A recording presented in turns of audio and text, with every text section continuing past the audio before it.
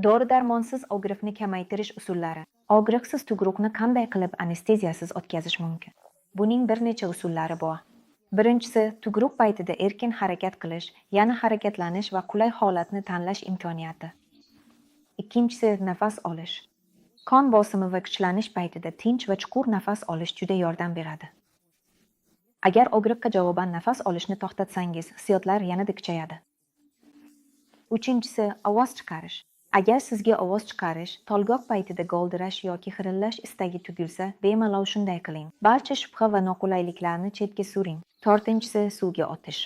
Keskin tolgoqlar paytida iliq dush suvi yordam beradi. Uni pastki qorin yoki belga quyish mumkin. Beshinchisi, massaj. Tolgoq paytida yoki ular orasidagi tanaffusda belni massaj qilish mumkin.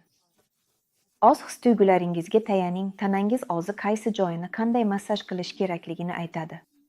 Oltinchisi, futbol va tug'ruqxona sharoitida mavjud boshqa moslamalar. Agar siz ularga o'tishni xohlasangiz, ehtimol bu sizga tug'ruq jarayonida yordam beradi. Tanangizni tinglang, u nima qilish va qanday yordam berish kerakligini o'zi aytadi. Lekin esda tuting, agar tug'ruqning boshida qandaydir vosita mos kelmagan bo'lsa, u oxirida foydali bo'lishi mumkin. Shuning uchun turli usullarni sinab ko'ring, albatta o'zingizga mosini topasiz.